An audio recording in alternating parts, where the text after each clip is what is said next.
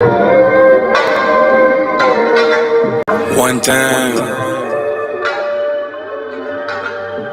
yeah.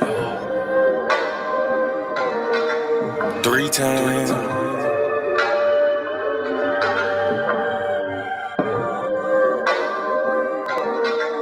four times.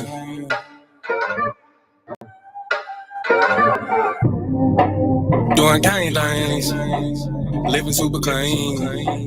Daddy came up.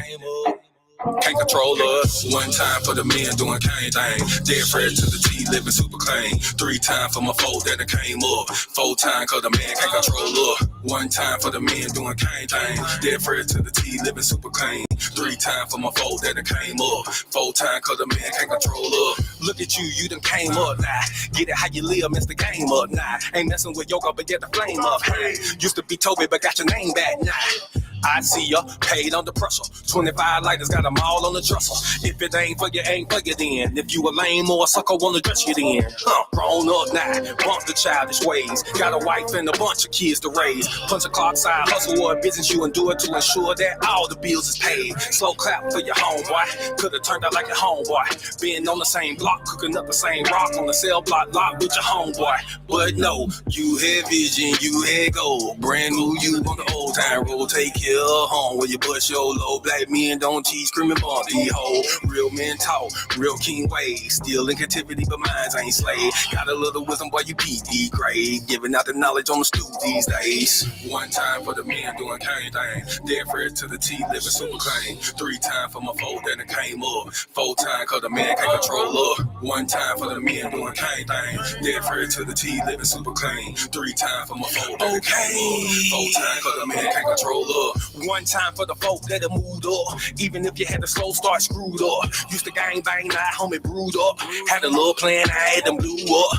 Look at you like a man right now. Dressed to the T, smelling like a grand right now. And you ain't got nothing from a handout now. Just faith and hard work gets it planned out now. You could've took a bunch of dusty roads. The hand dealt with a bunch of cards to fold. To stay hot while the world is freezing cold. The same plot, but the story's never old. Slow clap for your kinfolk. Could've been asking what your info. Prosecutor could be trying to do you in for the 20 twins, so you passing out the info. But no, you had purpose, you had plans. I ain't throwing nothing, I'ma say these bands won't impress y'all, don't need no fans. That ain't my God, who is that man? This real men talk, real king ways. Still in captivity, but minds ain't slave. Got a little wisdom while you peek these grades. Giving out the knowledge on the stoop these days. One time for the men doing cane things. Dead fresh to the T, living super clean. Three times for my foe that came up. Four times cause the man can't control up. One time for the men doing cane things. Dead fresh to the T, living super clean. Three times for my foe that came up. Four times cause the man can't control up.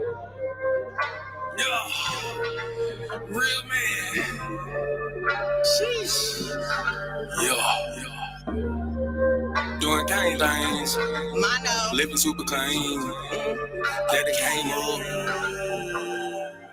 One time for my king doing king things. Mom these hoes cause he know he got a good thing. I submit and I cook and I clean and I never hold back on that wop, I'ma let it rain. Made me honest, I got a ring. All praises to the most high, let it sing. A real man, able, sister never came. And I ain't going nowhere, this is not a game. Look at you, girl, you're lonely right now. Settling for bums instead of men the most high. He provide and protect so he get our respect. And he leading us aboard when them chariots fly. I don't really think you hear me though. You can't cross this bridge on some billy goats. Let them save you in the end like a Seminole. Be help me, shout let the silly go. One time for the men doing cane thing. Dead fresh to the T, living super clean. Three times for my foe that came up. Four times cause the man can't control up. One time for the men doing cane thing. Dead fresh to the T, living super clean. Three times for my foe that came up. Four times cause the man can't control up.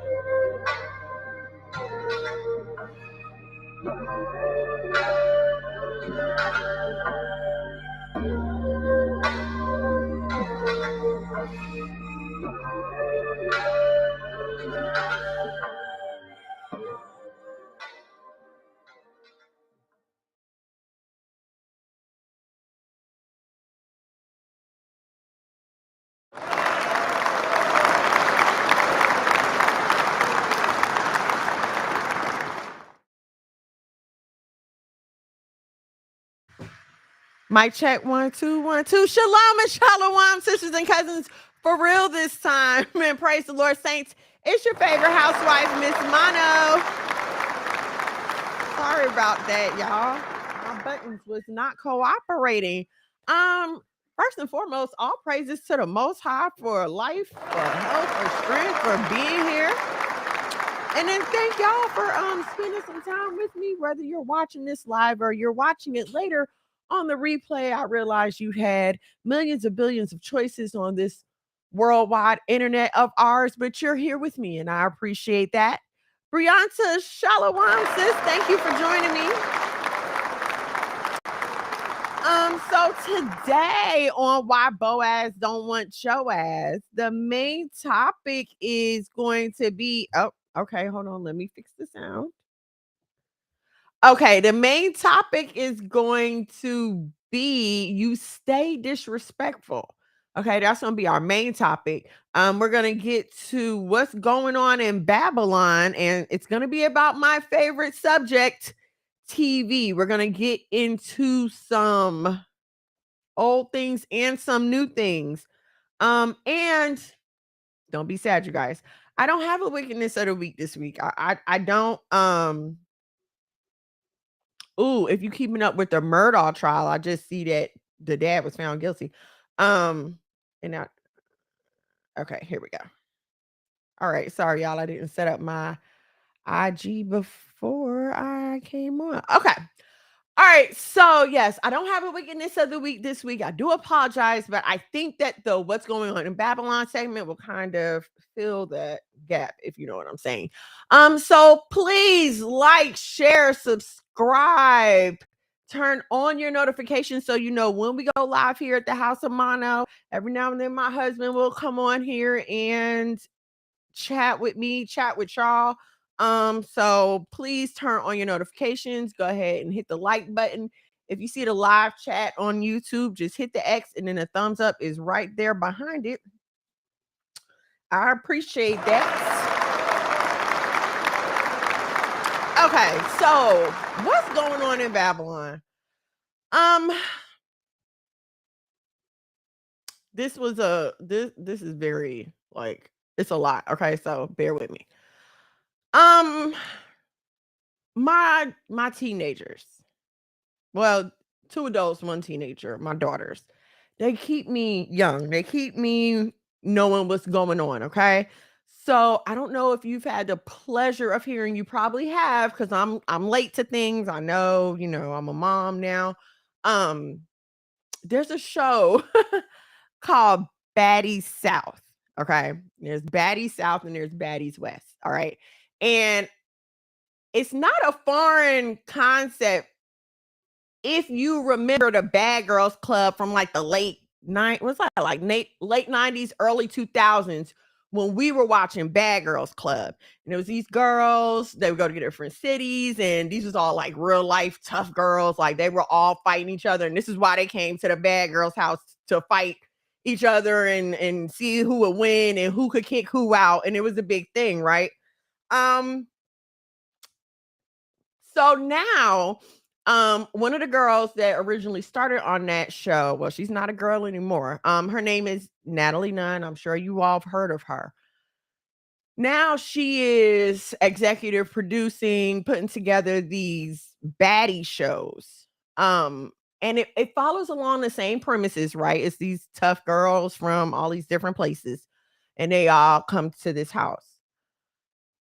The difference is it's not just girls looking to fight, okay? The old Bad Girls Club, they went to the club, they turned up, they fought each other at the house, and that was it. 2023 edition, everybody's licking all over each other. I don't know. Like I'm trying not to get dinged here. It's basically one big old girl orgy. They fight, they go out, they strip at regular clubs. I mean, it's not what it used to be. And hear what I'm saying. I'm not saying the original premise was correct. That's not what I'm saying at all. But what I want to point out is how far from any type of decency, the situation has come. Another thing I wanted to point out, a few other remakes of shows that have just went totally to the left, okay? I don't know if you all have had a chance to check out the Proud Family remake, and I, for one, was so excited because I liked watching Proud Family when my kids was little. So I was like, "Oh, Proud Family coming back." And so I remember Proud Family. I don't remember the uncle's name, but he always wore the scarf. He had the extra hair. He was giving Little Richard. It was a little maybe homo suggestive, okay? But in this Proud Family remake, there's a boy who is full on dressing like a girl, presenting as a female, okay? So now we've gone from maybe a little suggestion to not even an adult, because even when we were younger, the suggestion was an adult. It's like, okay, uncle's a little different, and that's okay. Not saying it's okay, but now we're to the point where it's just, no, this is full on what it is, and it's a child now. It's a child. Okay. I don't know how many of you have seen the Raven's Home, but this is supposed to be the remake from That's So Raven. And in the original show, you had Raven and her brother and her mom and her dad, and they lived as a nuclear family. Now, I'm not saying that the show was correct, because in the show, ATL 1482. Thanks, Steve. Right. He has a lot to do with all of this. In the original show, she was part of a nuclear family. Now, yes, she was using divination in the show. I understand that. Okay. But she had a nuclear family. All right. But so now you come to the remake, and she's living with Chelsea. And I think they're both single moms living together. Now, I'm not saying that in real life, two mothers cannot platonically choose to reside together in a roommate situation. I'm not saying that doesn't ever happen, okay? But what I'm saying, and hear me now, okay? Y'all might think I'm tripping, but hear me out. If we know the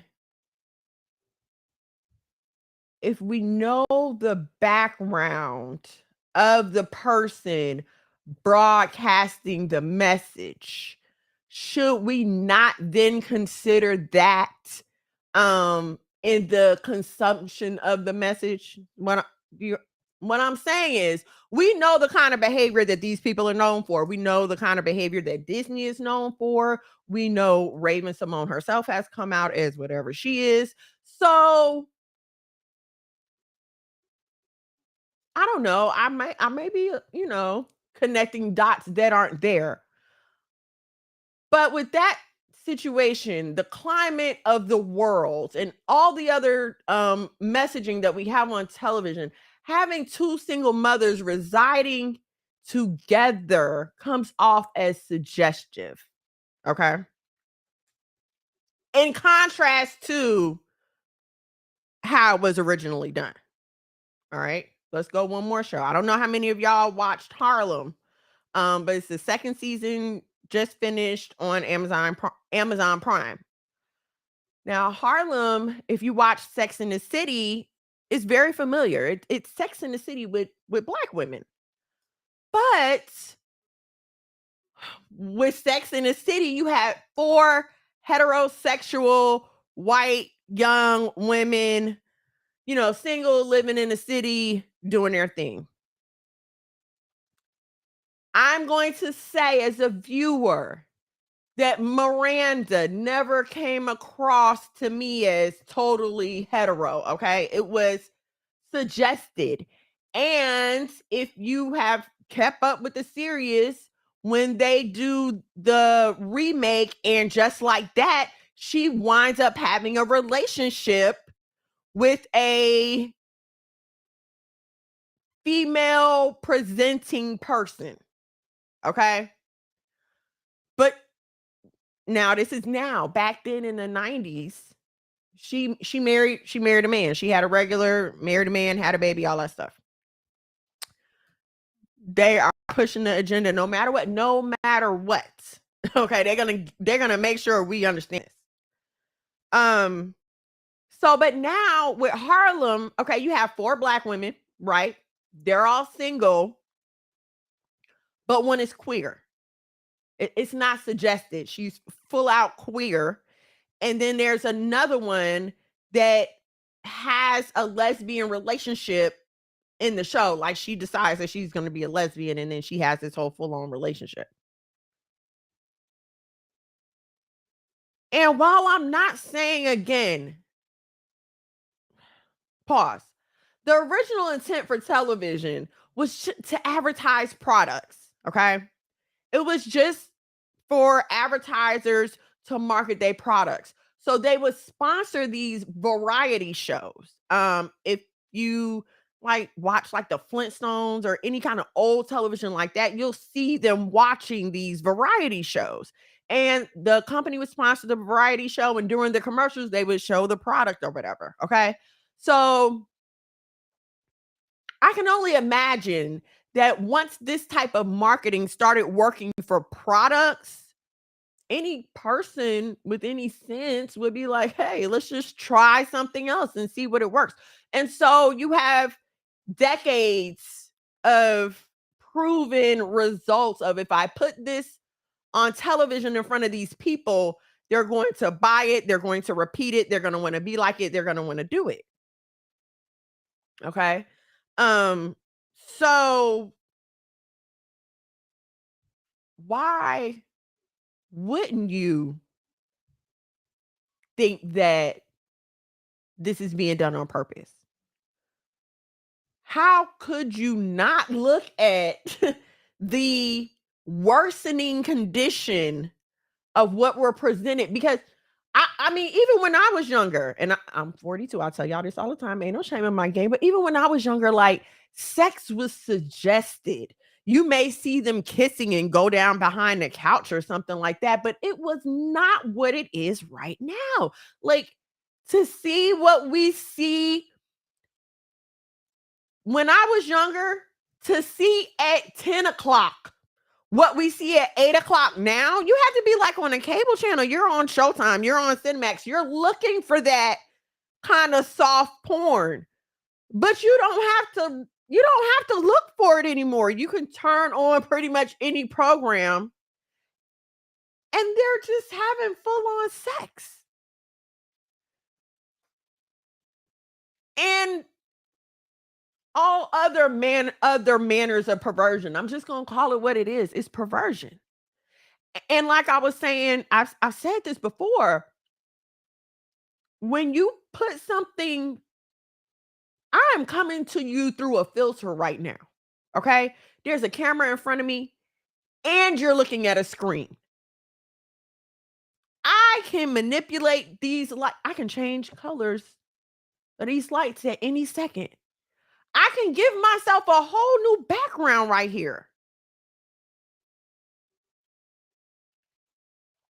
Even if I was on here with no makeup, I could put I can add an effect that would look like I had a full face of makeup. So what I'm saying is, anything I put on the screen, I can make it look the way I want it to look to you. I can romanticize it to you. I don't know if you've ever seen those documentaries about how fast food companies prepare their the food for the commercials. Half the time it's not even real food, but they make it look so good with all these things that you would never eat. They use stuff like nail polish, and you know what I'm saying? All this stuff that you would never really eat, they use to sell you something that you're supposed to eat. So they put this sin through these filters.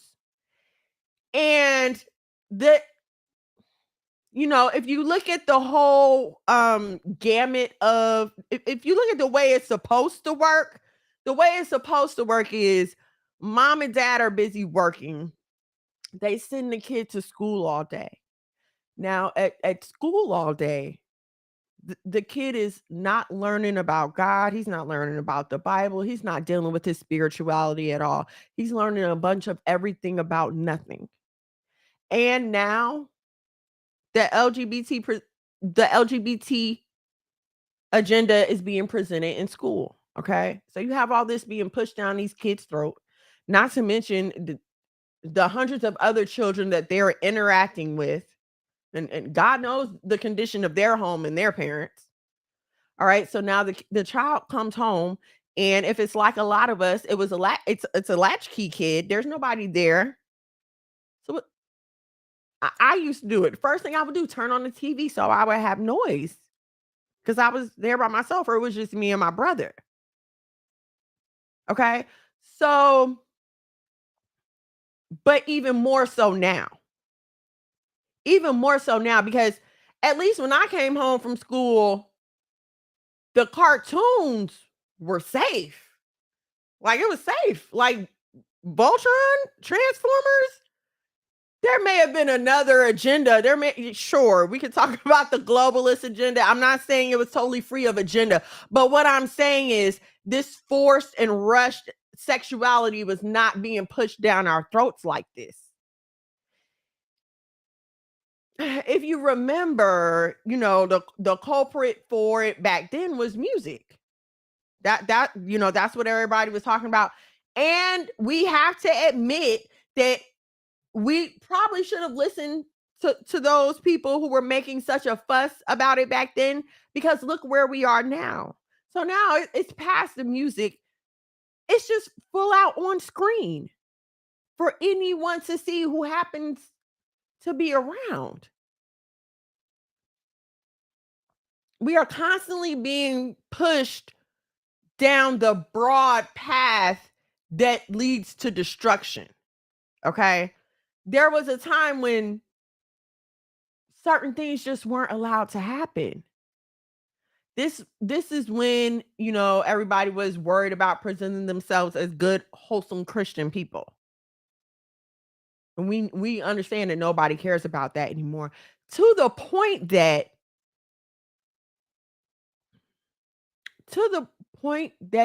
they're basically showing these girls being pimped on television. And I know you might be like, dang, that's a little extreme, but I'm gonna tell you why I said that. Sodom and Gomorrah, exactly. Just like it. Natalie supposedly gathered these girls together. It's like 5 of them or something like that. What do all these girls have in common? They're all strippers. They're all on OnlyFans. They've all survived some kind of trauma, some kind of assault. Like, they have these horror stories and stuff like that. So now she's taking these girls around, and on the show you see them going to clubs and stuff like that. Again, basically stripping at these clubs. I mean, yeah, they're in their own section. No, there are no poles, but they're still basically getting naked and putting on a show in front of these people. Like, putting on a whole full-on show. Call me crazy, but anytime that a person is taking a bunch of women around to different places to show them off in exchange for money, however far that showing goes, in exchange for money, it's called pimping.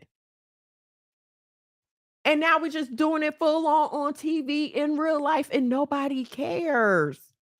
And then what got me, what really just sent me, during one scene after a fight, one of the girls was getting her finger bandaged up or something. The medic that was sitting there helping her was of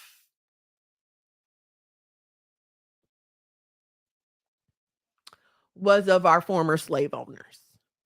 The real ones, not the ones that they fake tell you about, okay?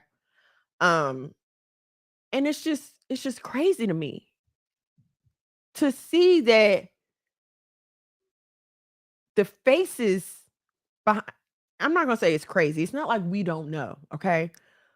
But like they don't even care to hide anymore. Cause it was like 3 of them on camera. Like in different, they're just standing there. And it I just and not only that, back when Bad Girls Club first started, if you remember, it wasn't a lot of black girls on there. Maybe like 1 or 2 in each house. It was a while before you got to seeing these houses with majority black girls. But now, but now,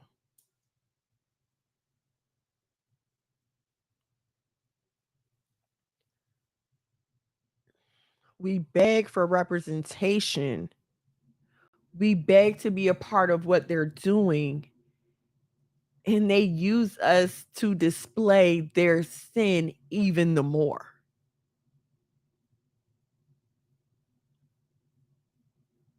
And look, I know it's hard to monitor what your kids watching. Look, it's hard, okay? I get it. Even with all the parents, and that's the thing, even with all the parental blocks, you can download YouTube Kids. You could it's hard to guard it because they're even allowing it now. They're allowing the eligibility community friendly shows on YouTube Kids. They have the drag queens during story time on YouTube Kids. And we all know how our subconscious works, and we know how our kids do. They play, they're not paying attention. Next thing you know, they turn around and they see this horrid mess. So I just wanted to talk to y'all about that because it got me because I was like, okay, I get it because everything is polluted with everything, every single thing. I was like, okay, this ain't nothing but Bad Girls Club. But when it hit me, it's because one girl was there to fight. She was there to fight. And she was like, well, why am I here? I thought we was here to fight. And all the other girls was like, no. And they started doing the other thing that they apparently were there for. So look, pray for these people, please. And then I'm gonna tell y'all what really led me down the hole. I saw something about Krishan. And I was just like, who is this? Like, why is she even famous? Why is there a camera in her face? And every time you turn around, she beating on somebody or something like that. So that's the other thing that led me to watch it. Okay, let's get to our main topic, and then we'll go back. We'll go back over that stuff. All right, so the main topic: why Boaz don't want your ass? You stay disrespectful. And now here's the thing. I don't think a lot of us really understand what respect is, and the fact that it differs not so much among individuals, but it differs between men and women. Okay. What a woman needs to feel respected and what a man needs to feel respected are 2 different things. And this really goes back to being one of those things that if you didn't see it being played out growing up, you don't understand it. It's like somebody has to be there to tell you. It's like trying to explain what it really is to be a woman to a man. No matter how much I try to articulate and verbalize what I go through as a woman, even on a good day, I just don't have the words to really explain it. Okay. And so this is the problem that I found myself running into when we first got married. And I'm just, might be a little confessional here, but I definitely know that this story will help someone else. So I'm going to tell it. Now, I was a single parent, okay? For about 15 years, I was a single parent, and I come from a single parent. Um, and I'm saying that to just help you understand how I've come to this conclusion. When my husband and I were dating, we hardly ever argued. Like, we were talking about this yesterday. We didn't really argue. We had nothing to argue about. You know, we liked each other. We were spending time together. Things were fine. When we got married and really started trying to do life together, um, we were getting a lot of little arguments. And one of the things he kept saying was that I needed to respect him and he didn't feel respected. And now to me, I was working at the time, so I'm okay. I get up and go to work. I don't say anything about the finances. We decided early on that he was going to handle the finances because clearly he was way more gifted in that area than me. Um, I was coming home. I wasn't running the streets. To me, I was being respectful. I was respecting him as my husband. Okay. And so our parents came and talked to us. And even after talking to them, I was still like, what are y'all even talking about? I'm not disrespecting him. I don't cuss him out. I don't call him names. Like, what are you talking about? And it really just took a lot of prayer. Okay. It took a lot of prayer and just a lot of quiet time with the Lord for him to start changing my heart and for me to start understanding that it wasn't so much in the words that I said or the actions, but it's the total spirit behind the things that I do. Um, it There's a difference between someone doing something for you because they want to or them doing something for you because they have to. Um, Especially if the have to do it is begrudgingly. I have to pay my rent, pay my mortgage. We have to pay the mortgage. We just absolutely have to. Do I want to? No, not at all. I can think of a million other things to do with that money, but I have to pay my mortgage. Okay. And while I don't directly put it in someone's hand, I could imagine that if I did sometimes it would be more like a and a toss than a polite handover, and thank you, have a nice day. I wanted to buy this shirt.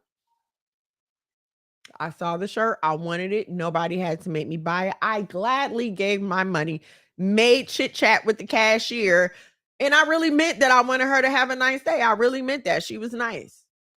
I wanted to pay for this. When you don't grow up seeing a marriage, um, you are you're kind of left to figure it out on your own. And I'm very grateful that my husband did come from a two-parent home and he did see a marriage growing up. I'm very grateful because I can't imagine I can't imagine I don't know if we would have made it. And I'm gonna be honest with you. I don't know if we would have made it because there's just so much that I didn't get and so much that I did not understand. I wasn't used to sharing my space like that. It's one thing to have a boyfriend. It's another thing to even have a nigga living with you. But when you're talking about a husband is there every day, every night, like he's there, he's present, he's very much taking up his space.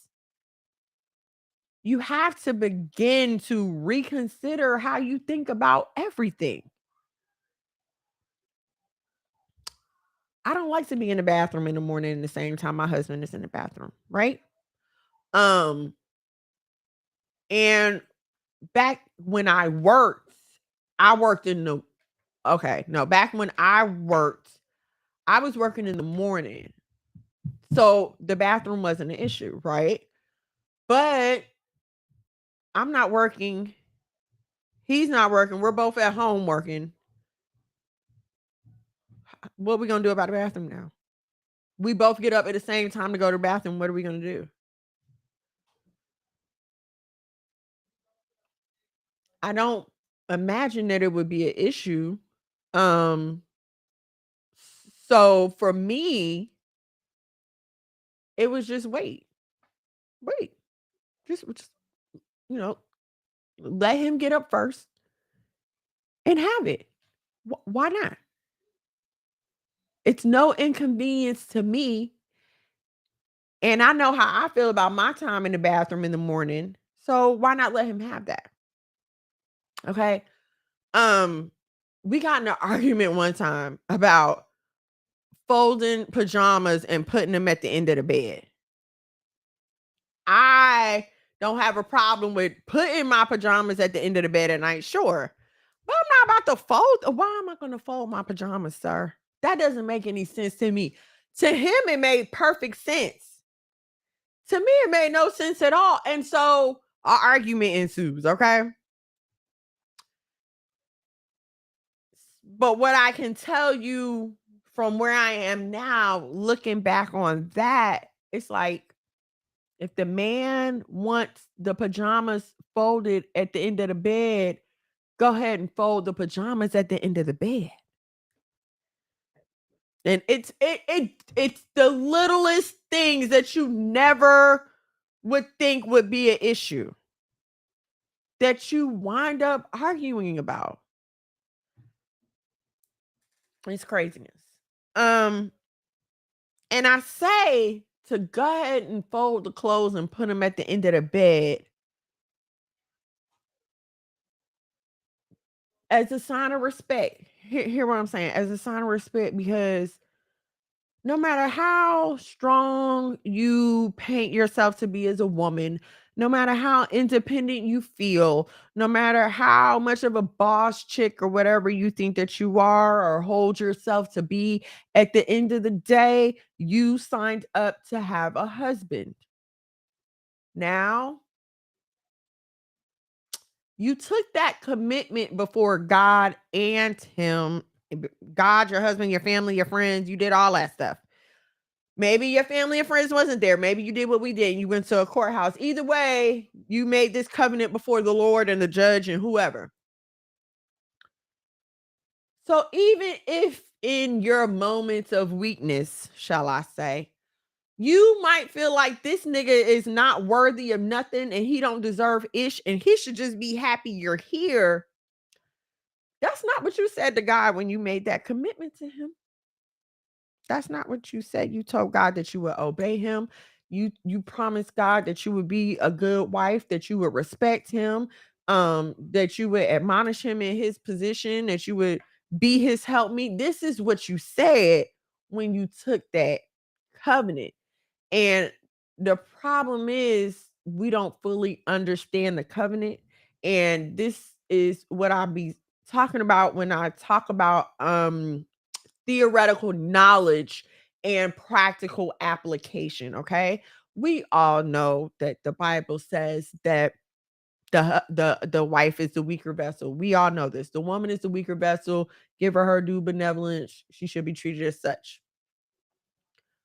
The practical application of that is going to look different from man to man, okay?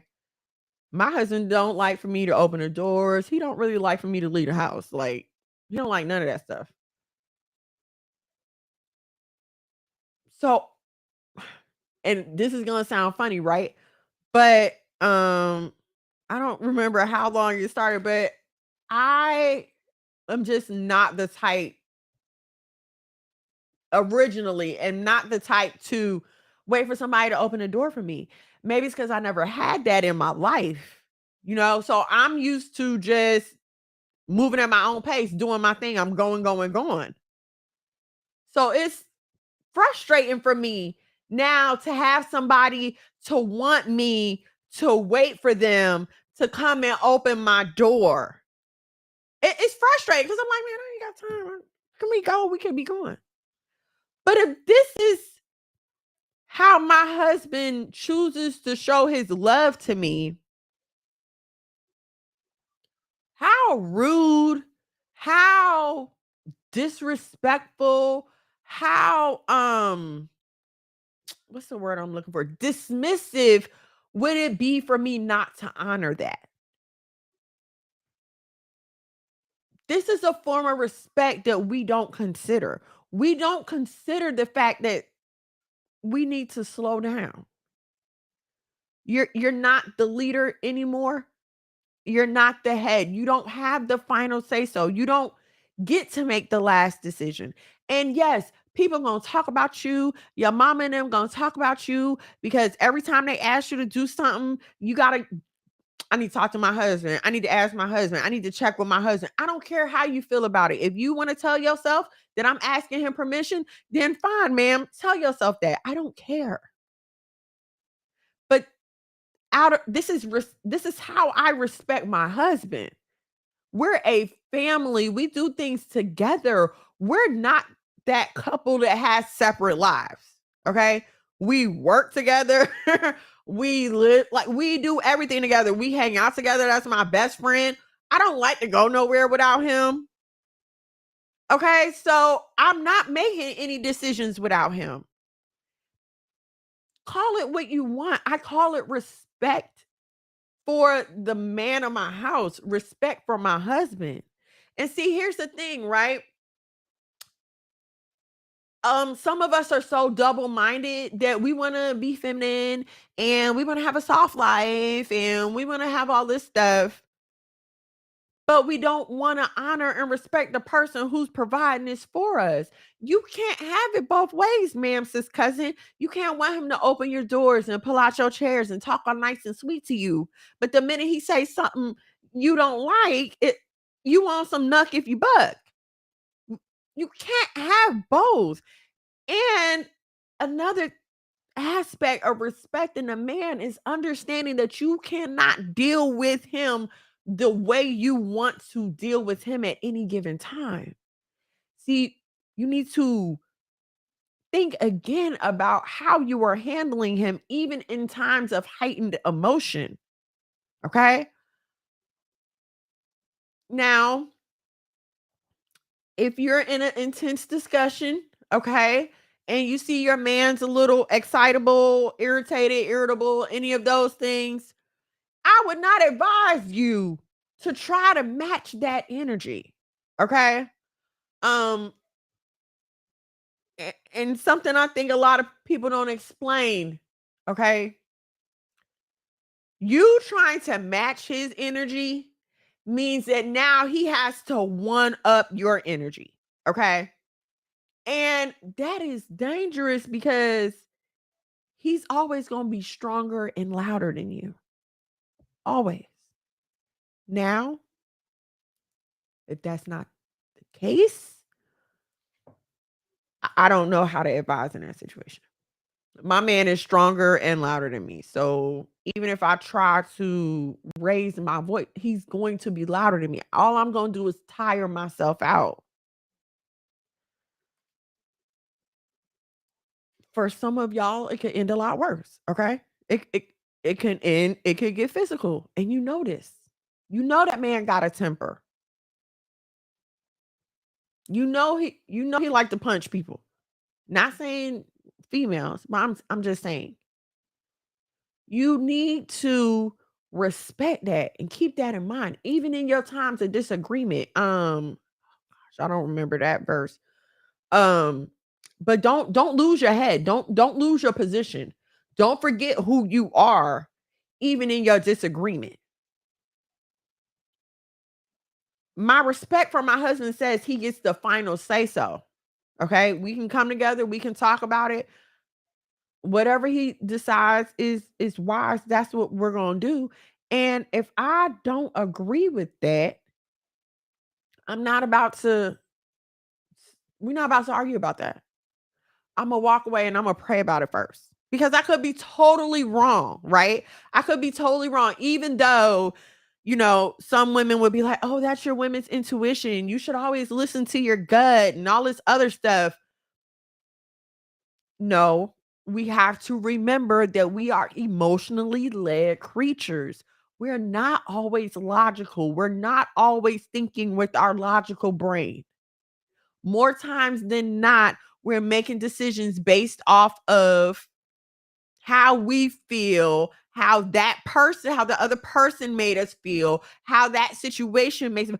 There's always so many more factors than what's in front of me. Okay. Um, so then, okay, let me go pray about this. And if I'm still not at peace with it, I'm going to respectfully, calmly, and rationally, I probably would text my husband first and be like, hey, I know we said da da da, but I'm really not feeling good about it. I would just like to talk to you about it.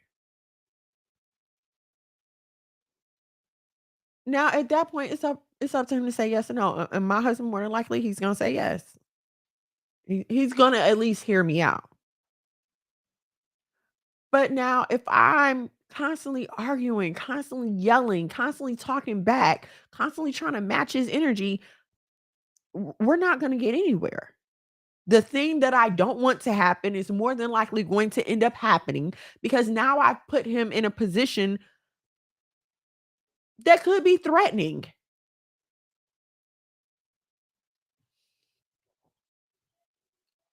I don't think I don't think we understand. How can I say this? It gets tiring dealing with a defensive person, okay? And we as black women are accused of this and we are guilty of this a lot. I have to say, like, working in a medical field, I hate to see a black woman coming. I'm gonna be honest with you. When I was working in the medical field, I hated to see a black woman coming because if I was going to have a complaint, it was going to be from a black woman. It was going to be from a black woman. I remember this lady complained because something about a pillow. She wanted a pillow for her head or something. It was the silliest thing. Another lady got me suspended from my job. She knew me personally, got me suspended from my job because I was talking to her niece who happened to be my best friend at the time. Okay, we was friends at the time. So I was just talking to her about her aunt. Her aunt calls the doctor I'm working for, and this is a HIPAA violation. So they had to suspend me. Only for her to call back after she found out I was suspended. Oh, I didn't mean for that to happen. Well, it's too late. The ball is already rolling. You've already affected my life. You've cost me money. You've taken money from me and my kids. But it's that snap to it. You who gonna check me, boo? Always on the defense type of attitude, type of rationale, type of thinking when dealing with things that leads to these mistakes. And sure, it may seem like a little thing to you now, but niggas have lost their lives over phone calls like this. Make it a different situation. Somebody said something you ain't like. And what's horrifying to me is that you would abuse that kind of protection, that kind of love that someone has for you when there are so many people out here defenseless, struggling, constantly being taken advantage of, wishing for someone to come and stand up for them. And I hate to say this because I don't want to be seen as like somebody who's always coming down on black women, but this is my life. This is what I know. I don't know how to talk to anybody else, okay? I'm coming at y'all from personal experience. My personal experience has been as a black woman. This is the life I've lived. These are the people that are around me.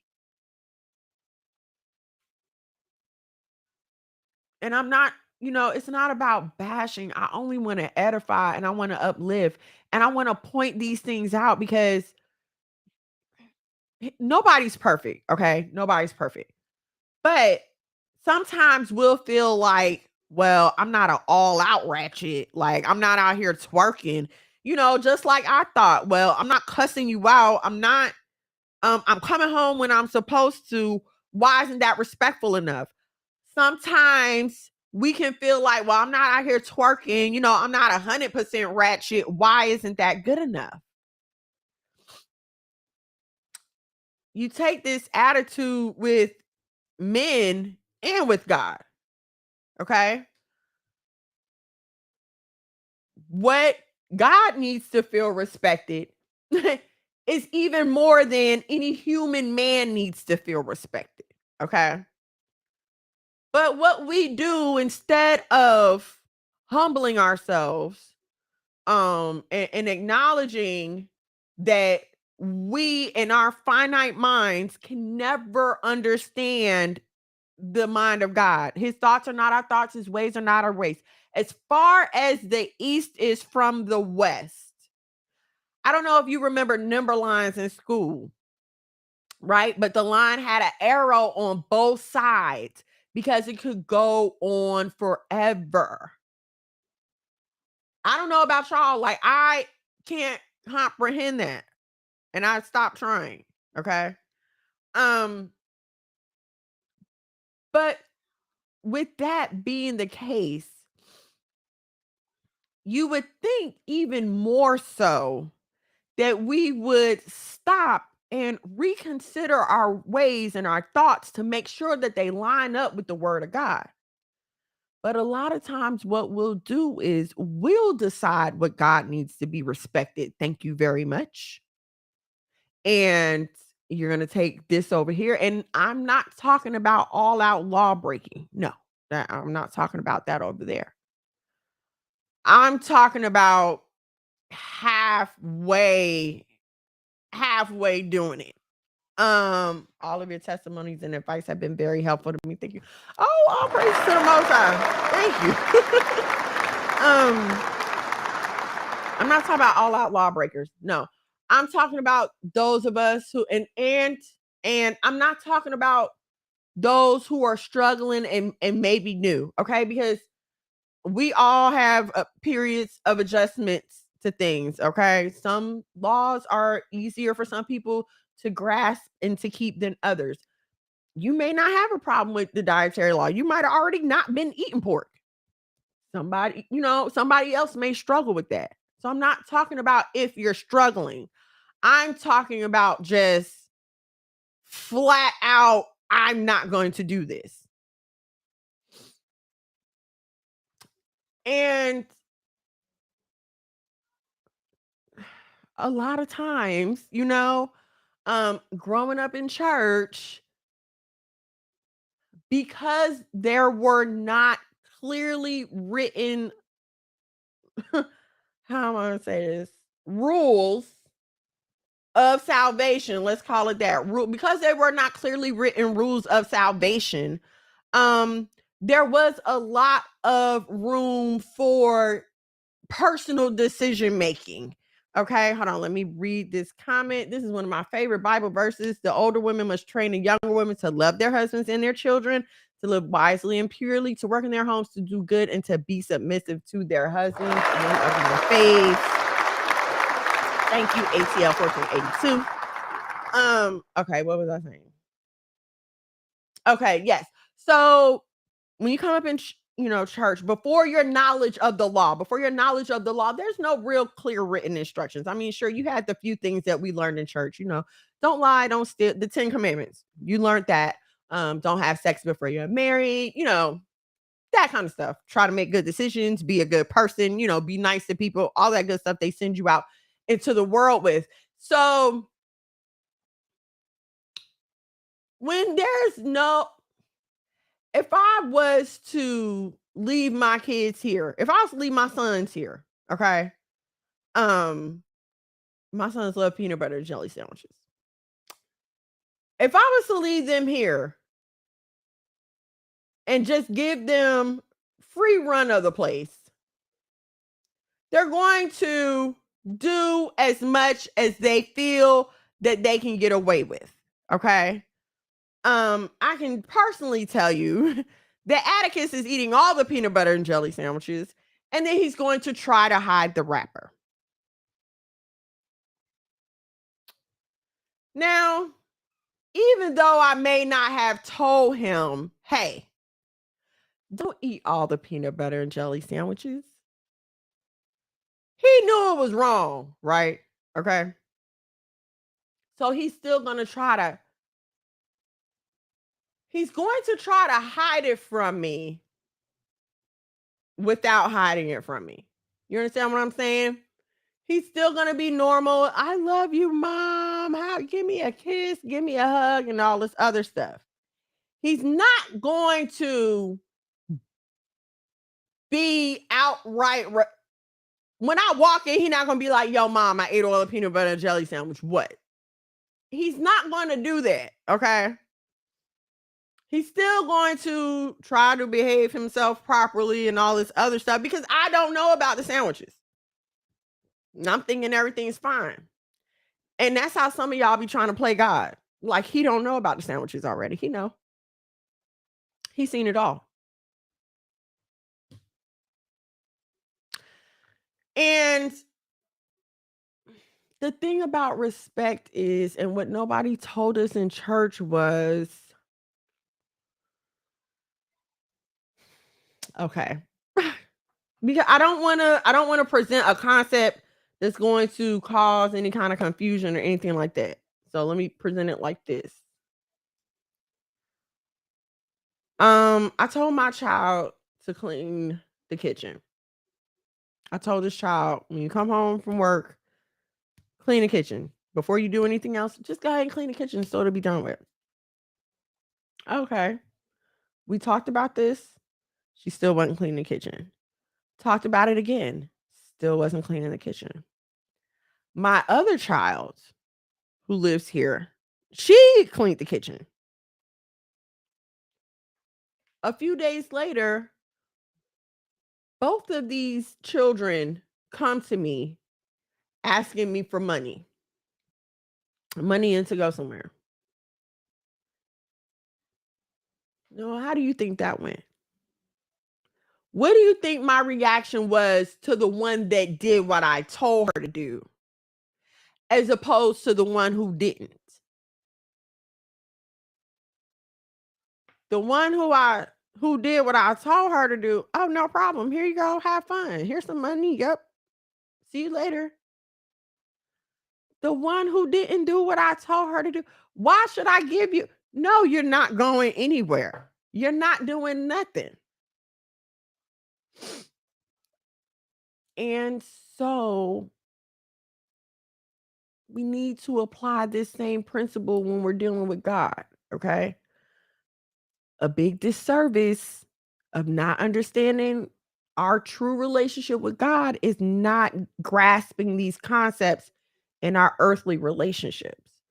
Um you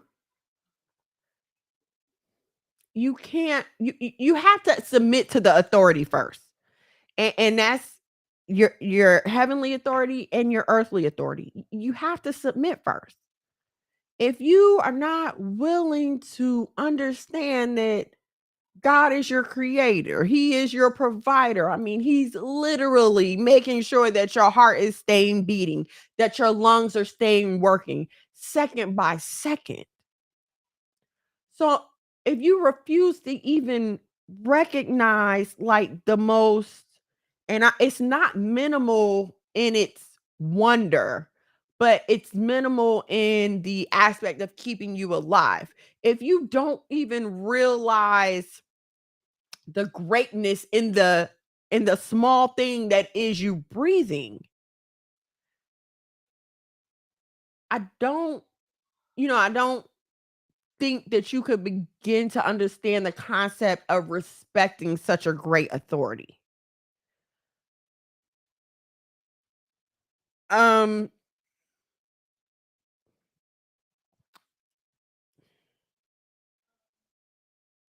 the okay. Gosh. I want to say things, but I want to be clear on how I say them. Okay, so let me go back to simple respect. Simple respect. Because when you're getting into respecting God, it's as simple as keeping the law, but I understand for some people how this can be like, I don't want to call it a stumbling block because it's not supposed to be. Um the issue isn't the law, the issue is obedience. Okay. The issue is obedience. You have problem with obedience to anything. You had a problem with your parents, you had a problem at school, you got problems on the job. Can't keep a job. There's something called oppositional defiant disorder, aka rebellion. Okay, this is something that they label kids with now so they can give them medication in school to keep them quiet. But a lot of us are walking around with it. A lot of us are walking around in full out defiance of our sin, and also denial of the consequences.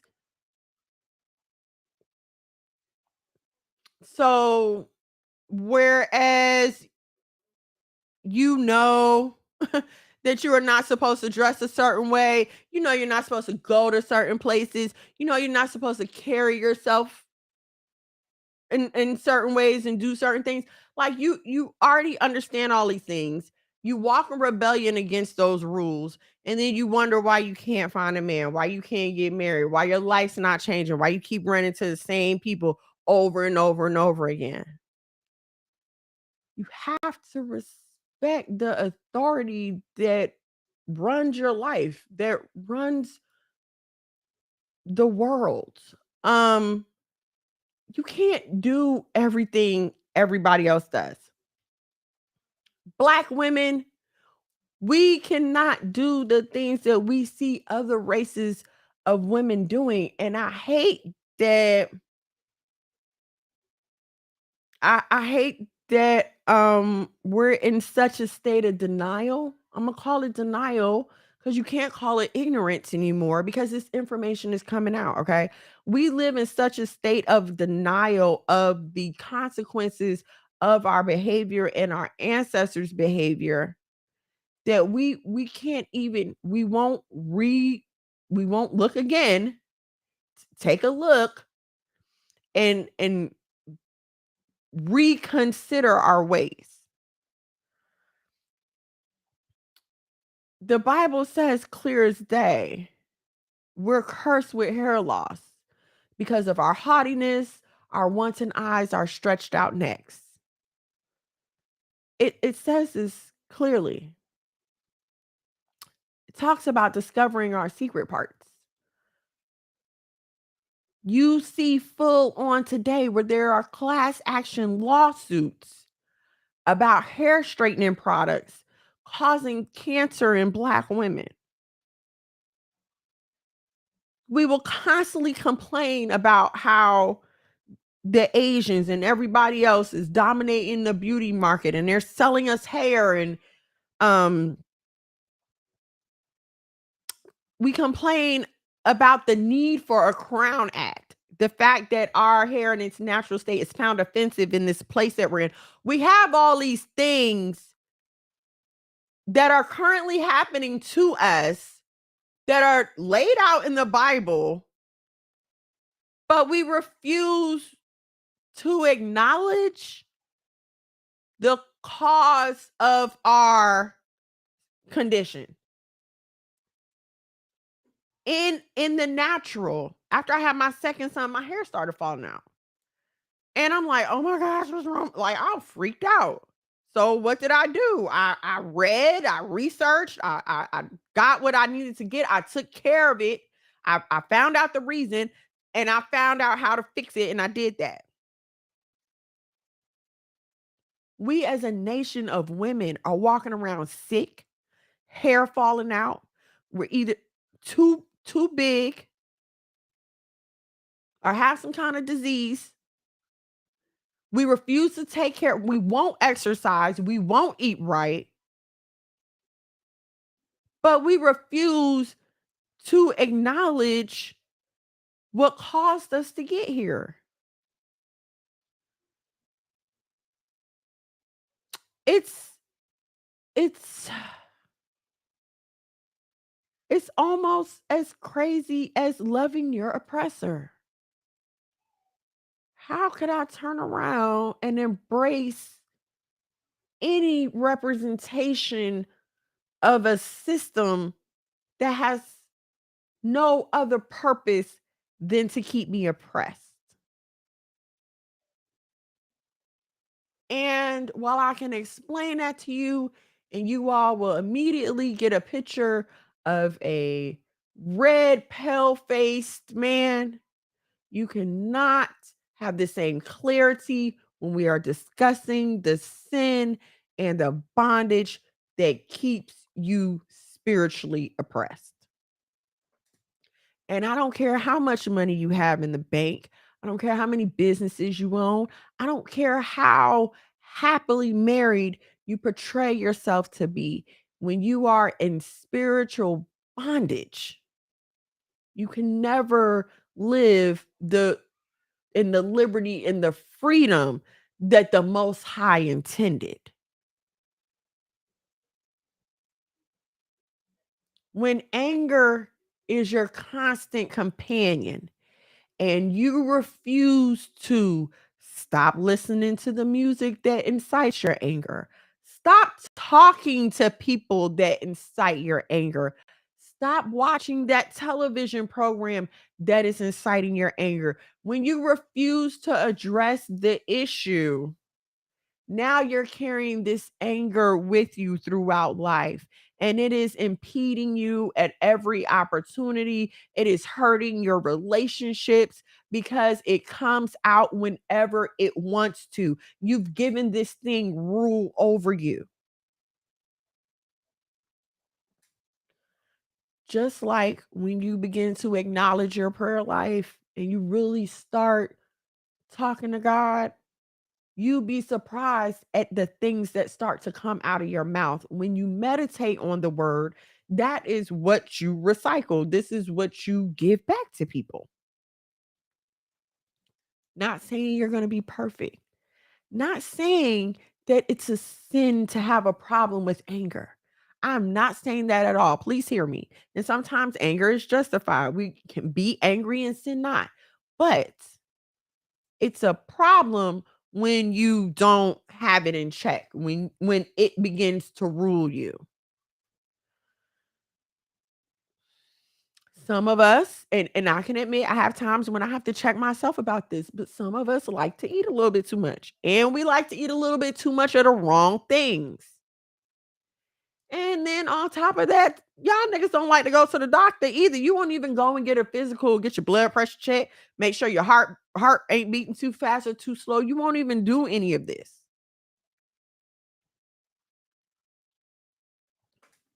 We have to we have to stop thinking that we can do things that the people before us did and not have to pay the prices that they paid and or more. It does not matter how much technology has advanced. Let me tell you something. Every medicine they come out with, included in the price of the medicine, is the projected price of the lawsuits. They include, when you pay for your medicine, you're helping to pay for the future class action lawsuits that they know are coming. I'm not making this up. I read it in a book.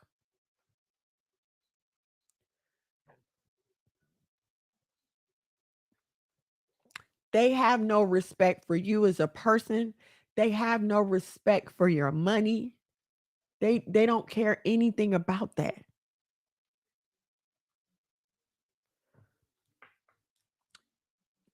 Just like the reason that you ended up there is because you didn't have any respect for yourself.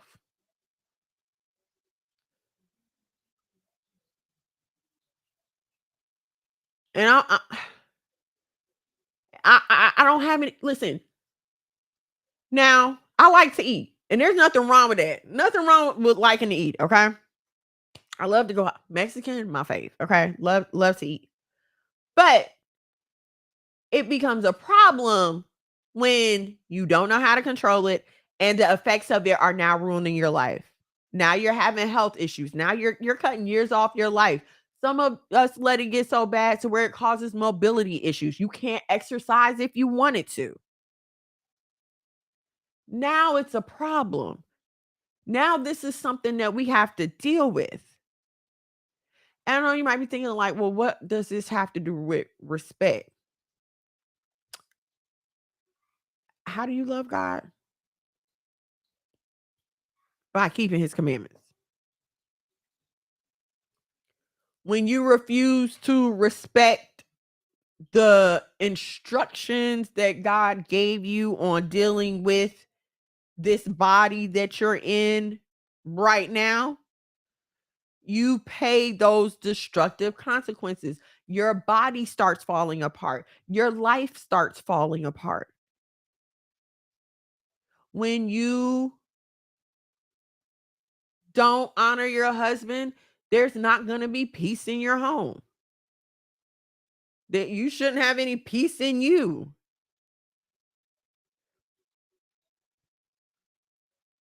It starts with God. The respect starts with God, okay? First and foremost, period. Then you have to learn how to respect yourself. But those first two things go together. You can't respect yourself if you don't respect God. You can't. For me, I don't see the worth in myself if it's not tied to the purpose of the Most High.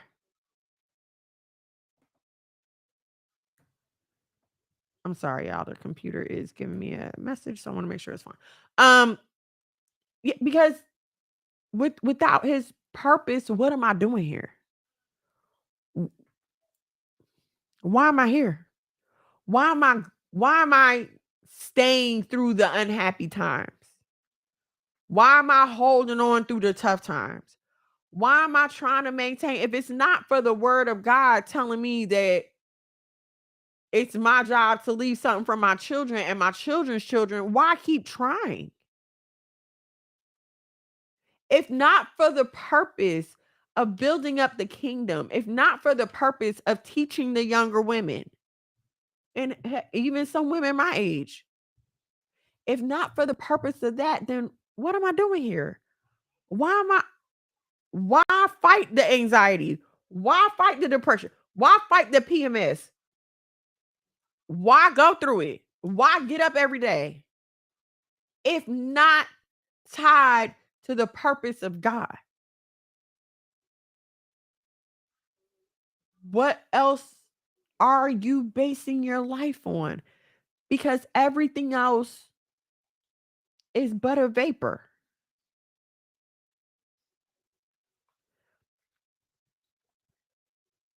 We experienced a loss recently, and I was just thinking about it today. And it's like, it really is, life is a vapor. One day you're here and we can hug you and we can talk to you and we can feel you and we can laugh and we can kiki and we can eat. And then when the good Lord decides, there's an empty seat. There's an empty space now. There's silence now where there used to be. You understand what I'm saying? Just that fast, it can be gone. So if not for the purpose of God, what are you living for? What is the purpose of doing anything else? What is the reason for repenting, for turning from your sins? I don't, you know, I come from a world of women evangelists, women pastors, women apostles, In the Black church, women can be whatever they want to be for the most part. So from that line of thinking, the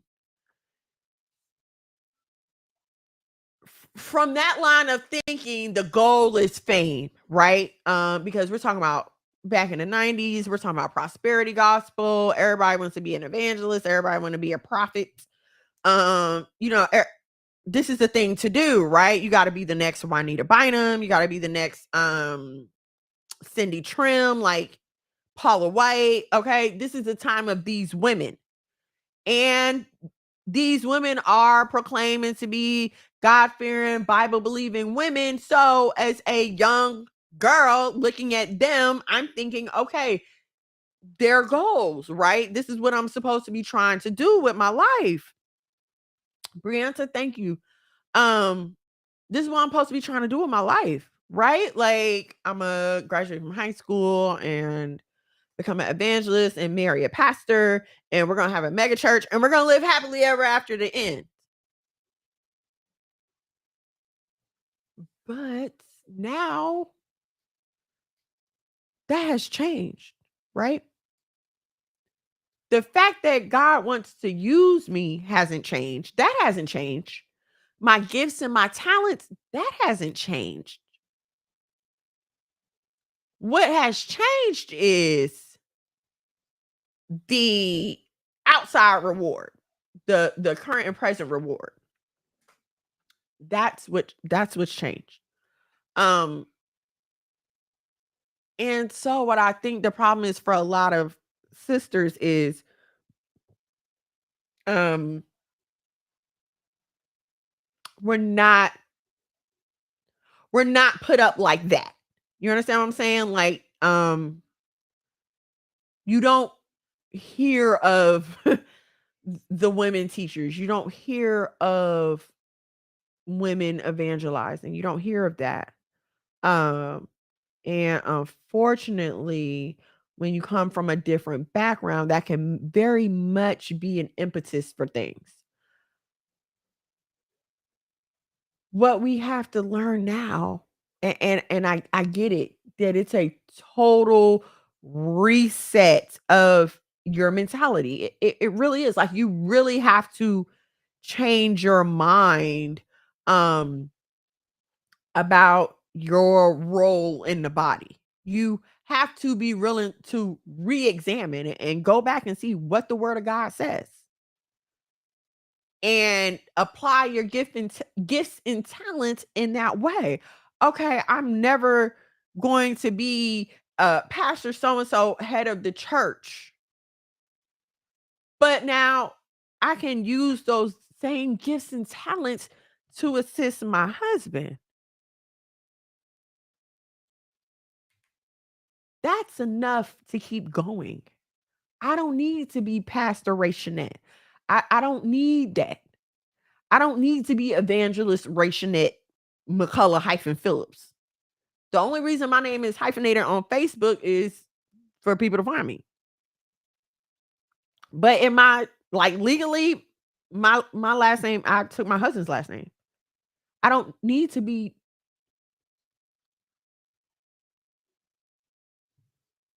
I don't.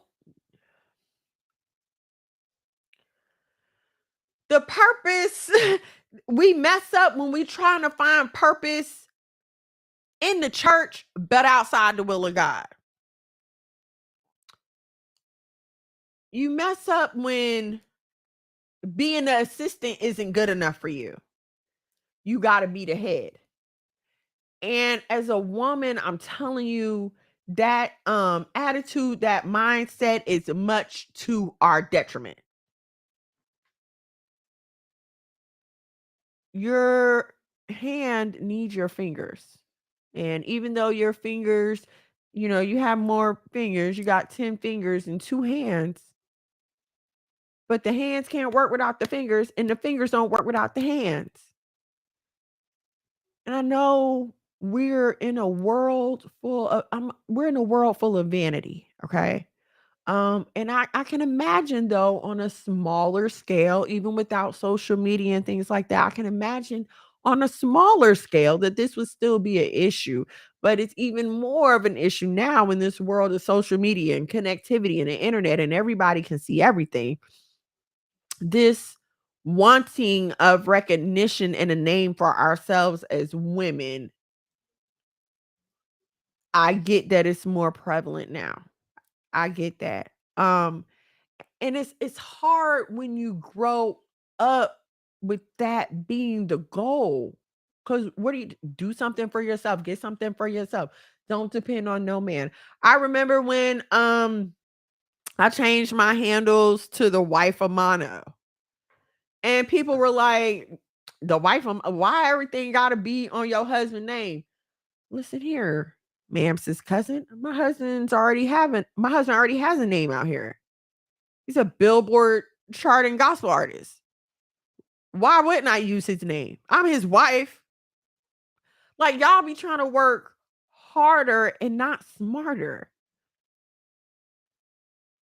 The the if I say the term play in the back, that's kind of gotten a bad name. But I don't think we realize the comfort in that. And I we don't realize the comfort in that. And a lot of us, even when I first had the opportunity to live like this, I didn't get it. It can be very unsettling. It can be anxiety inducing, especially, having been on your own, or especially when you've gone all your life here and don't depend on no man. You can't count on anybody. You got to be able to do it for yourself. When you go through your life hearing that and you finally meet the man who you feel like, oh no, I want to try to do it right. I want to do it like this. I really think me and him could work together. It can be hard to let go of all that. And I get it. When you have been the one holding everything down, when you've been the one paying the bills, making sure things happen, it's hard to relinquish that control. I mean, I'm just like thinking back to like all the different times when it was a struggle. I get it. And all my husband was very patient. I cannot thank God enough. He was very patient with me. Okay, because looking back on how I used to be, I'd have probably left me. Because I was a lot. I wasn't even, and I can still be sometimes today. Okay. Um, so and I'm just telling you this stuff to let you know that I relate to what you're saying. I'm not talking to you from some pedestal. I'm not talking to you on a soapbox. I'm not speaking to you strictly from a text. I'm talking to you from my personal experience and what I've had to walk through, go through, overcome, and sometimes still go through. My husband and I are gonna make 9 years this year, Lord willing. Okay. Um, and even in 9 years, like we still get into discussions about silly things. Like he want me to do some. Oh gosh, what was I doing? I was doing something, and he came to tell me. Okay, to me, he was like trying to micromanage and redirect. But when we were talking about it, he said, "No, I was just asking." And I don't remember what the thing was, but it's those kind of miscommunications. Um, yes, even after 9 years of marriage, I still kind of go into my own world. And when I do things, I just do them. Like if I'm cleaning the kitchen, I'm just cleaning the kitchen. I don't care. So when he comes up to me and he starts asking me questions or he starts saying something, I'm like, man, what did you talk about? Like, to me, it's like, why are you intruding on what I'm doing? But when you sit back and think about it, it's like he's here. It's another person here looking at what you're doing They're going, if they want to say something, they're going to say something. And I know this might sound crazy, but these are the kind of things that happen when you go from being alone, or mostly independent moving, to now you're having to share your life, your space, your thoughts, your time with someone else. These could be some of the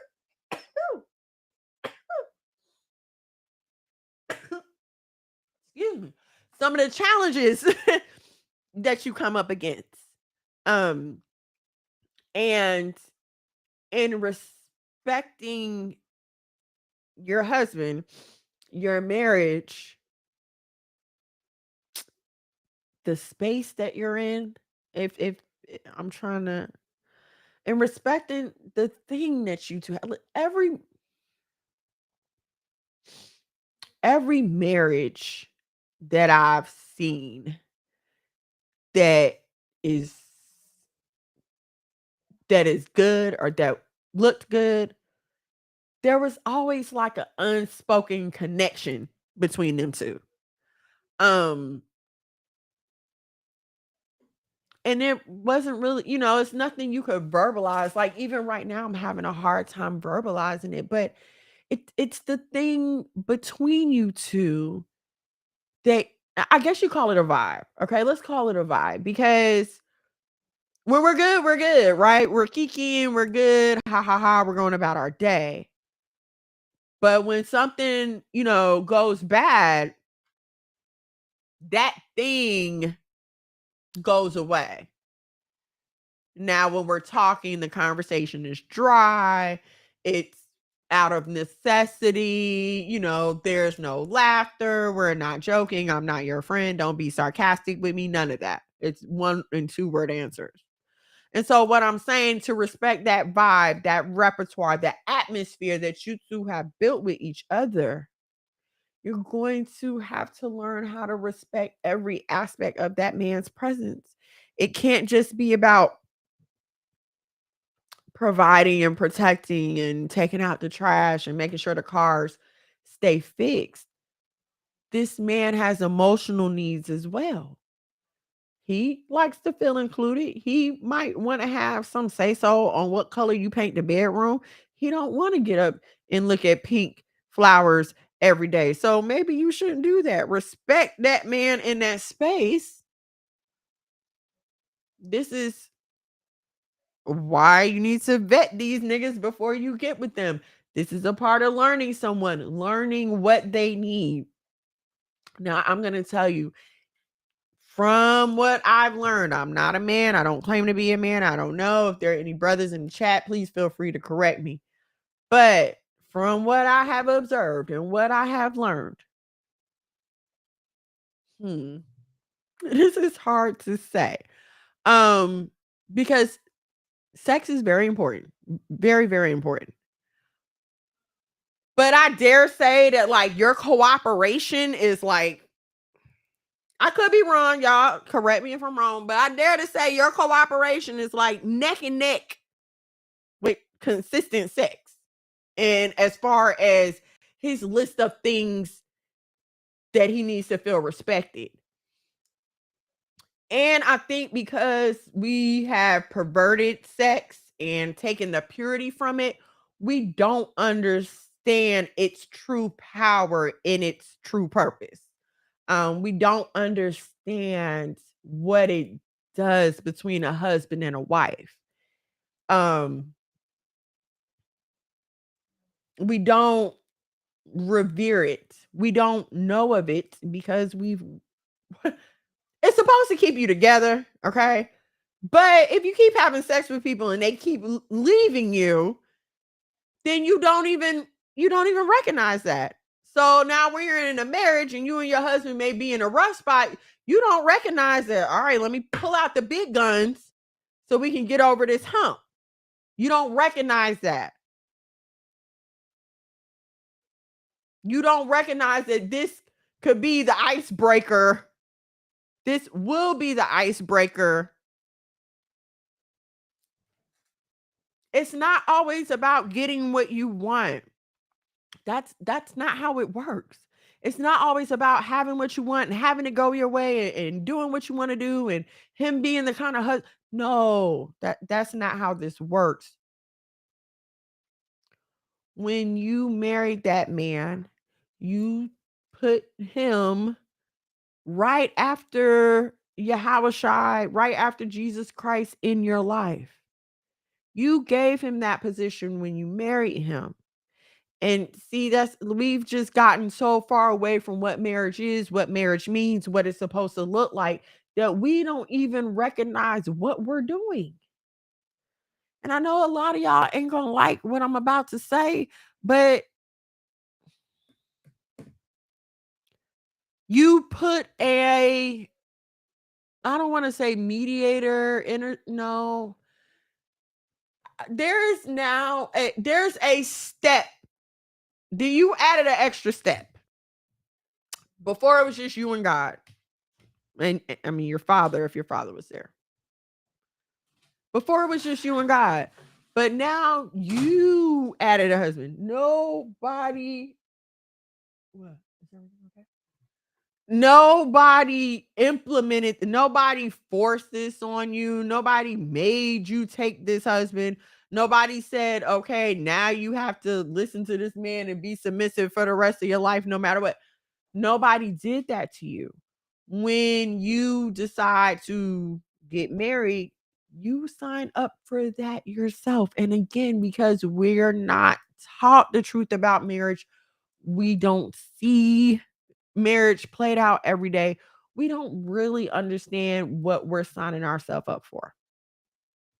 A lot of times we think we're just signing ourselves up for a wedding, a reception, and a honeymoon.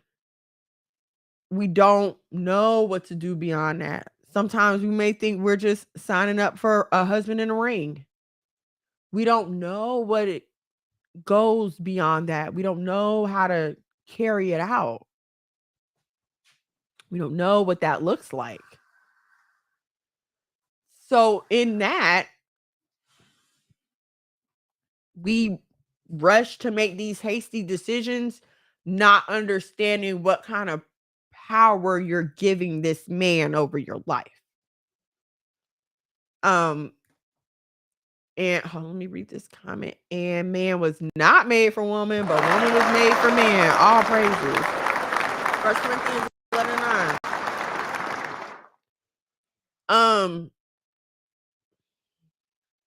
Because and I know what you're gonna say, like, oh no, ain't no man can make me do something I don't want to do. If I don't want to do it, I'm just not gonna do it. But all you're doing then is heaping more problems upon yourself. You're just making things harder for yourself because now you're walking in flat out disobedience. I don't, I think a lot of times we just don't want to face reality. I'm gonna say it like that. We just don't want to face reality. We don't want to acknowledge the truth of our life. We don't want to acknowledge the truth of the decisions that we make, or don't make. we don't want to. We don't want to acknowledge reality. I don't know, how much plainer to put it. Um, but I say that because we keep getting married and then turning around and getting divorced like it's nothing. Um, we keep having babies and turning around and being proud to be single moms like it's nothing. Like you don't see the effects that it's had on generations. Like you will deny, and it's even to the point where in talking to other single mothers, women who are current single mothers will deny their pain, they'll deny their tribulation, they'll deny the hard issues that they may be dealing with. And that is just, it's devious, it's deceitful. And it's not just about you lying to yourself at this point, you're misleading other people. And it's this endless cycle that we're going to keep going down until we realize until we respect our lives, our decisions, till we respect the choices that we're making, for people around us. We have to respect these things. Okay. And even if you're not married yet, you need to respect your relationship with God and then your relationship with yourself. And again, I say, I don't see any way to have one without the other. Because again, if you're not walking toward God's purpose for you, where are you going and what are you doing? I was talking to, I forgot who I was talking to, but we were talking about children and guiding them toward the future. And they were talking about how they don't think it's fair for some families to like force a career on a kid. Like the granddad's a doctor, the dad's a doctor, the uncle's a doctor. So they want the son to be a doctor too. And I said, I don't think there's anything wrong with that. We just put kids out here on this road and then we're like, here, go pick for yourself. They have no idea. They're still learning. That's why you have people out here with 4-year degrees, 8-year degrees, 12-year degrees that don't work anywhere remotely near their field. So no, if you have a family career line, or even like in our family, my sons are going to work these businesses. That this is what is expected of them.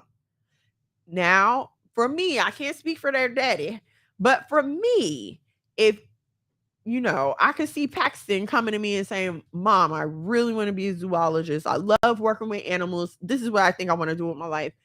Then by all means, I'm going to support him in that. But what I can't support is you coming to me saying, "Mom, I don't want to work these businesses. And also, I don't know what I want to do in life." That's not going to work. I can't even accept, I don't want to work these businesses while I'm in college. No, sir. You're going to work these businesses while you're in college. You don't have a choice.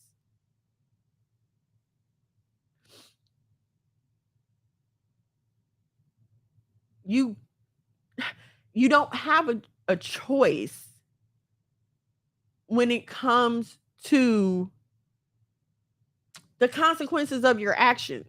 Okay. You can choose what to do, you can choose what to say, but what you don't always have control of, it's what's going to happen next. Okay. You may have, I'm gonna be okay. I'm gonna be honest with y'all. Some of y'all didn't think God told you to marry him. Some of y'all didn't think that. You never thought that. Matter of fact, you knew you shouldn't have. And I have no problems with saying this because I've made that mistake before. So I don't have a problem with saying that. Some of y'all knew y'all was just gambling, hoping, wishing, dreaming, and praying. But you went ahead and married him anyway. And now you're at a point where you're trying to decide between living in sin and your own happiness. If you slow down, take a look at reality, even where you are now. And this is not just about marriages. Okay. You can need to reevaluate your respect for your financial situation. You can need to respect your relationship with your parents, with your coworkers. I'm not saying for y'all to be friends, buddy, but we are supposed to live peaceably with all people as long as possible. And why you would want stress on a place where you spend 8 hours a day, I don't know. I couldn't function like that. It's It's not you. No man is an island in and of himself. No matter how bad you think you are, no matter how much you got it together, you cannot survive alone. You can't do it by yourself. You need other people to help you fulfill your purpose.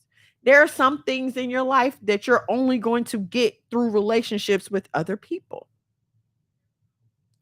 But if you don't respect God, you don't respect yourself, you're not going to respect anything or anybody else. And this is sometimes we have to start at the drawing board and we have to say, no, I've been off. I need help with this. Lord, please help me with this attitude. There are times, even now, when I have to say, Lord, please help my attitude about this situation. I fix my heart about this situation. No, I don't like it. And I wish X, Y, and Z would happen. But if that can't happen, fix my heart. But we don't want to respect and start at the beginning. We don't want to return. It's all these re's. Return, go back again. Go back again. Examine your past decisions. What did you like? What don't you like? What don't you like about where you are right now? You don't like your job? How did you get there? What decisions can you make in the future to have something different? You're not happy with your marriage? What decision did you make to get there? What decisions can you make to make it better? Because you're here now. You're here now. We don't advocate for divorce. So you're here now. What decisions can you make to make it better? And I know a lot of times it's not me. I'm not the one with the problem. It's them. They the one with the problem. But sometimes you have to be the front runner sometimes. Like when it comes to diet, I tend to be the front runner in that around here. I'm trying something healthy. I'm eating less meat. Like I'm the one that's usually going to be doing that. And then try to get everybody else on board. Not that I'm the leader, not that I'm in charge, not that I'm better than my husband at anything at all. That's not what this means. It just means, okay, in this area, I have a little strength and I can excel.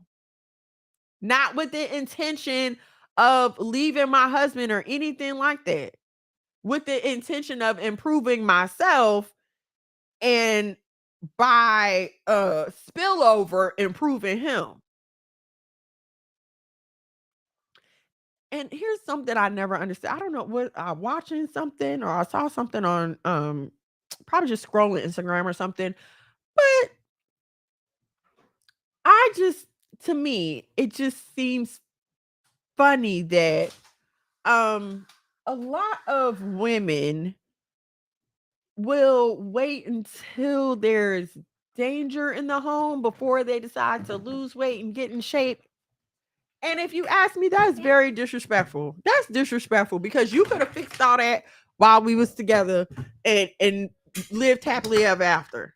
I don't know why y'all do that. That is so dirty. If I was you, I'd no, I can't say that. Disrespectful. Very disrespectful. That's right. Atticus, what's wrong with your eye? I did it on the garage. Y'all see? Look at this. Look at my baby. Lord have mercy. He is a baby. Whole grown man. All right, y'all. Well, I just wanted to talk to you about that. I hope something I said was helpful. I'm not going to lie. That was like a hard message to deliver because I never want to offend anybody. I want to make sure my message is getting across. So that was kind of hard. So I hope that something was said that helps you for you to, give it a second thought, whether you listen to it live or on the replay. And now, ladies and gentlemen, I present to some and introduce to others the most rappingest, the most flyest, the most dopest boy from the South. Monologue McGad, everyone.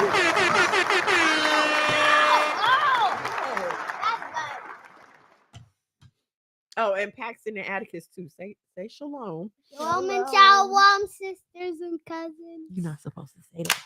I can. Sheesh. Playing with my son's BB gun. They new BB gun. Oh my goodness. I got them yesterday. Was it yesterday? Yes, it was Yeah, yesterday. it was yesterday. Oh, why am I so short? Yeah.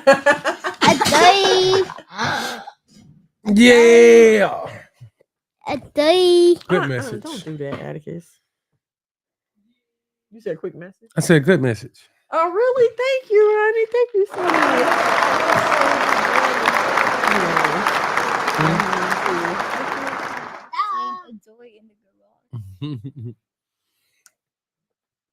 Did you have anything you wanted to add? Oh, no. You got any questions for me?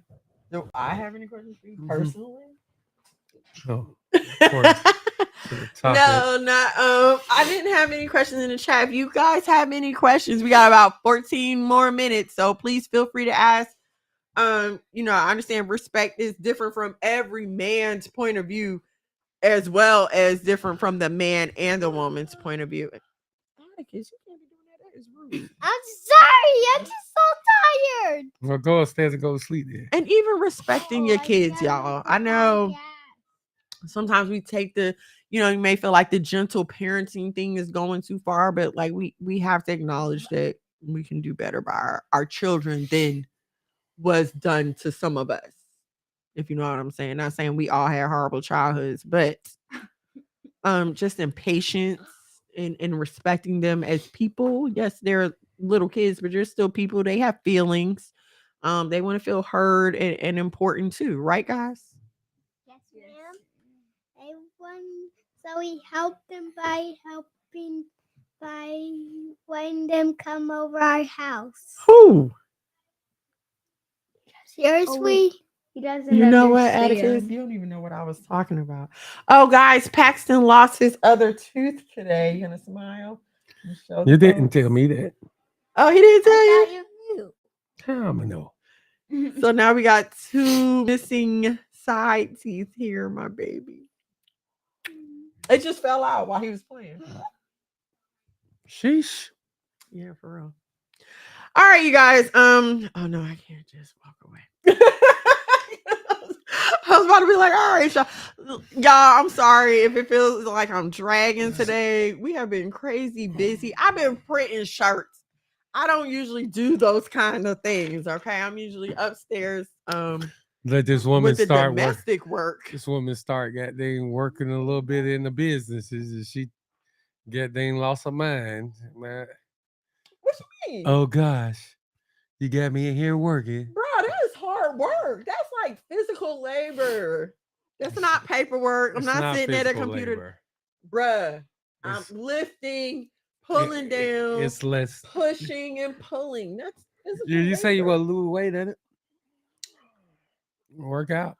See how you do me? Right, exactly. Giving you the workouts. Maybe that is exercise. It is exercise. I've been posting my workout story, my workouts on my Facebook stories and my Instagram stories. So if y'all are not following me, please follow me. Make sure these are appropriate. Huh? I need to check these No, out. it's just me talking. I'm just talking about when I work out and stuff like that. No, not actually working out. I would never do that. So yeah, listen, and if you're trying to work out too, then keep up with me. Let me know. Holla at me. Huh? Don't holler at my mom. She's the best noodle maker. And she don't mean holler that way. No, I mean talk to me about it. Tell me about it. Like if you're working out with me or you want to try to lose weight too. By the way, I've already lost 10 pounds. I have to wait a minute. I'm gonna find out exactly how much time it's been because I was trying to tell my daughter the other day. Are you really gonna exercise in here? I'm not exercising in here. Okay, it's been 1, 2, 3, 4, 5, 6, 7 weeks. 7 weeks. So I would say like in 6 weeks, 5 or 6 weeks, I lost 10 pounds.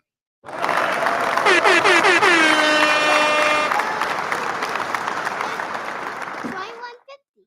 Oh, we gonna talk about our cleanse or no?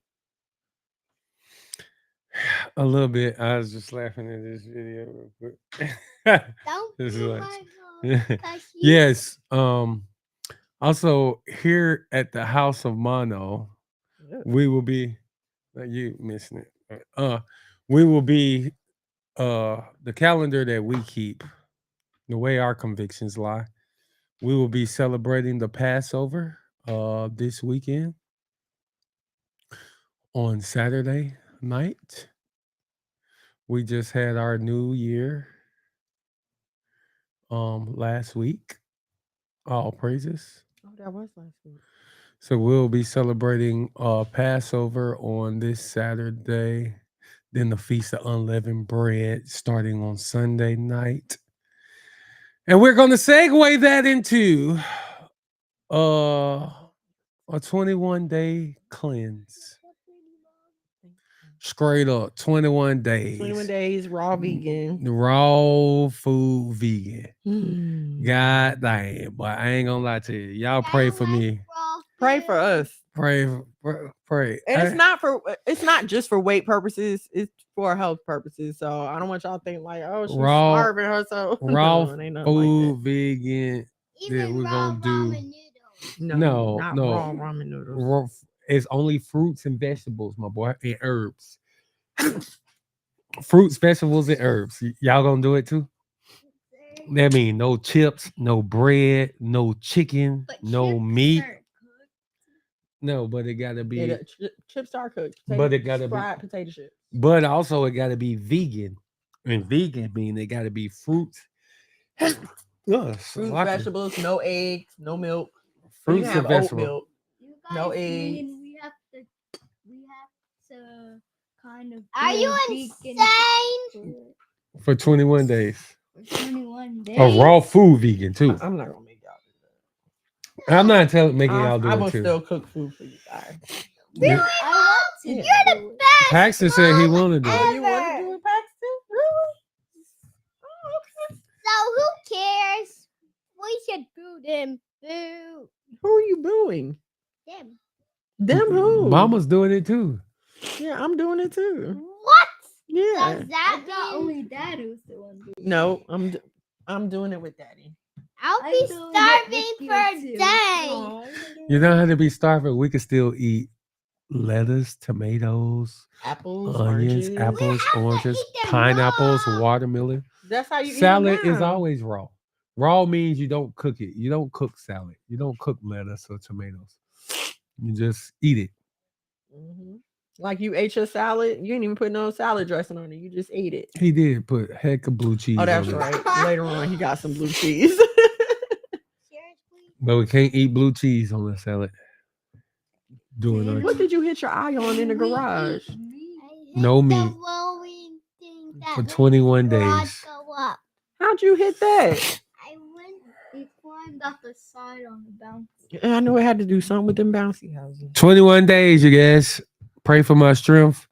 If y'all don't hear from me or see from me, I might be dead Stop it. a little I'm bit. not happy. He ain't gonna be dead. He gonna be better than ever. 3 weeks. We can do I'm this. not To me, happy. 3 weeks sounds shorter than saying 21 days. 21 days just seems like 3 ah, weeks. I'm not happy 3 at weeks all. seems shorter to me. So, Mama, I'm not calling it 3 happy at weeks. all. Atticus, you don't have nothing to not be happy about. We have to eat raw food. You don't have to eat raw Raw food. food is an apple, like an apple is raw. You didn't cook it. A pineapple is raw. You didn't cook it. A watermelon is Cucumbers, raw. the cucumbers you didn't cook love it. so So we much. just Salad need to is eat raw. You fruits didn't cook and it. vegetables. Fruits and vegetables. That's it. Can Only we that even for cook 21 ramen days. noodles 3 weeks, for 21 once? days. Nope. What? We can't have ramen noodles for once. Oh, if you've been following my stories, I know I told you I had a surprise today, but I don't have it today. Maybe I'll get it You wanna go with tomorrow. Who you talking to, Atticus? You gonna do it with us, Atticus? Yes, ma'am. Yay! He is not gonna do it with us. don't know why. Nah, he's probably gonna be the first one sneaking some chips or something. You think you're gonna get that woman? You can't eat peanut butter and jelly sandwiches. You can't eat and you can't eat. You can nothing eat but grapes. fruits and vegetables. I think. Can you eat peanut butter? Or no? It's processed. Yeah. You can eat peanuts. There's we raw could- peanut butter. We can smush it in the blender. We can smush peanuts in the blender and make our own natural peanut butter. But we're gonna be doing a lot of juicing.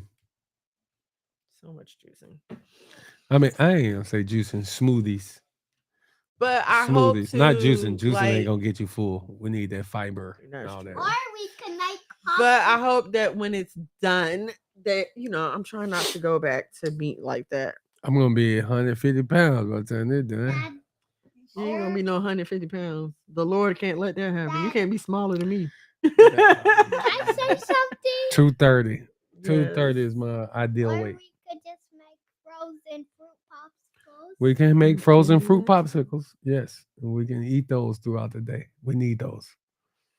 Okay, let's make them next morning.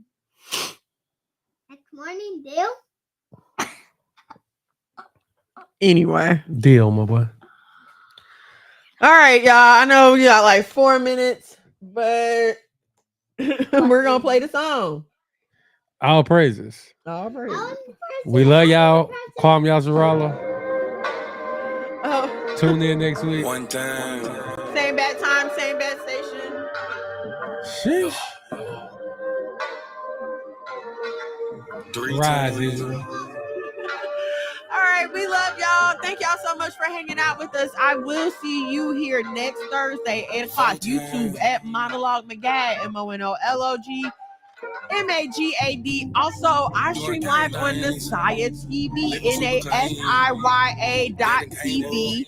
Lots of great content, not just my show, but lots of great content for all ages. 3 times for my foes that came up. 4 times cause the man can't control up. 1 time for the men doing cane thing. On behalf of myself, the illustrious Monologue Dad, and the entire House of Mono, we just want to say Shalom, Shalom, and ain't messing with yoga, but get the flame off. Used to be Toby, but got your name back. Sheesh. I see ya, paid under pressure. 25 minutes, I'm all in the chest. If it ain't what you had, you did. If you a lame or a sucker, wanna get you then.